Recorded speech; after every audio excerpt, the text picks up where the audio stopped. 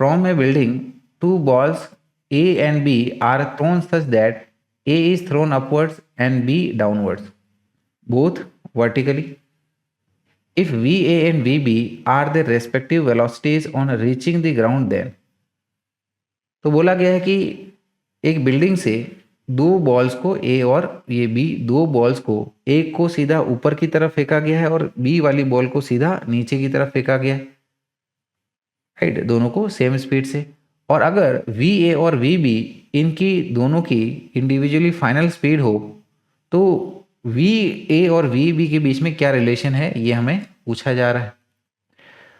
तो देखिएगा dear students, यहाँ पर ये हमारा ग्राउंड ले लें जिसके ऊपर में हमारी बिल्डिंग खड़ी रहेगी, और ये हमारी बिल्डिंग ले लो। इसकी हाइट कुछ हम लोग h मान लेते हैं, ये कुछ h हाइट की हमारी बिल्डिंग है। तो इस बिल्डिंग की टॉप से हमने दो पार्टिकल्स को फेंका है, ये पहला वाला A और एक दूसरा वाला, ठीक है, ये दूसरी वाली बॉल है, ये B वाली। A को हमने ऊपर की तरफ फेंका है, A को किधर, सीधा सीधा हमने ऊपर की तरफ फेंका है, और B वाली को हमने सीधा सीधा नीचे की तरफ फेंका है, दोनों को सेम स्पीड से फेंका है।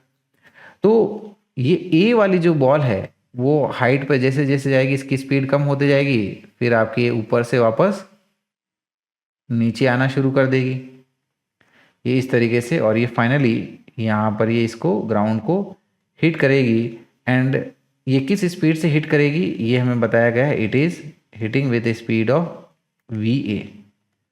और जो B वाली बॉल है, राइट, जो हमारी B वाली बॉल है वो तो हमारी सीधी सीधी ऐसे नीचे आ जाएगी, और फाइनली यहाँ पर जब ये ग्राउंड को हिट कर रही है तो इसकी स्पीड हमें VB बोली गई।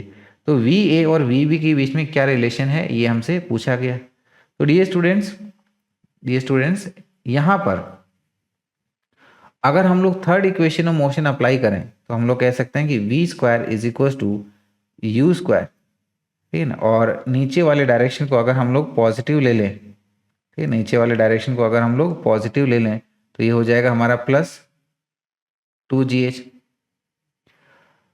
तो यहाँ पर ये देखिएगा दोनों की स्पीड हमारी सेम है ना। अगर हम लोग यहाँ पर साइन प्लस और माइनस भी पुट करें तो ये इसका स्क्वायर हमारा पॉजिटिव होगा।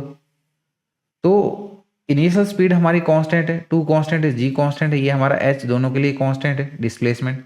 तो यानी कि ये जो फाइनल स्पीड आएगी हमारे पास में ये तो दोनों के लिए या फिर हर एक के लिए आपका कांस्टेंट रहेगा। तो सीधा सीधा हम लोग कह सकते हैं कि दोनों की जो फाइनल स्पीड है वो हमारी कांस्टेंट रहेगी या फिर सेम रहेगी। तो इसीलिए from the options we can say हमारा ऑप्शन बी जो है इन दोनों को सही प्रकार से रिलेट कर रहा है।